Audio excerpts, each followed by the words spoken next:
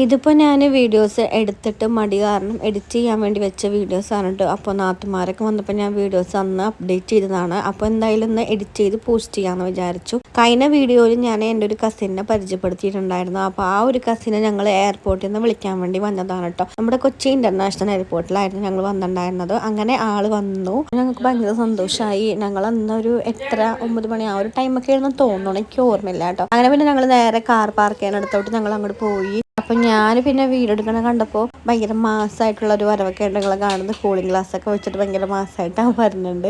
അതൊക്കെ കഴിഞ്ഞ് പിന്നെ വേഗം ലഗേജൊക്കെ കാറിലാക്കി എടുത്തു വെച്ച് ഞങ്ങൾ വേഗം അവിടെ നിന്ന് വിട്ടോ. കാരണം അവനക്ക് നല്ല വിശപ്പുണ്ടായിരുന്നു പറഞ്ഞു. അങ്ങനെ പിന്നെ ഞങ്ങൾ ഫുഡ് കഴിക്കാനായിട്ടാണ് പോയിട്ടുണ്ടായിരുന്നത്. ഞങ്ങളൊരു അങ്കമാലി തന്നെ ഒരു ഫേമസ് ആയ റെസ്റ്റോറൻറ്റിൽ തന്നെയാണ് പോയിട്ടുണ്ടായിരുന്നത്. അലിബാബയും 41 ഡിഷസും.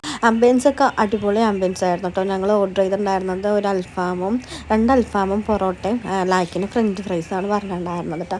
അങ്ങനെ പിന്നെ ഞങ്ങൾ ഫുഡൊക്കെ കഴിച്ചിട്ട് അങ്ങനെ ഇറങ്ങി. ഞങ്ങൾ കുറച്ച് നേരം പുറത്തുനിന്ന് ഇങ്ങനെ വർത്താനം പറഞ്ഞിരുന്നു കേട്ടോ.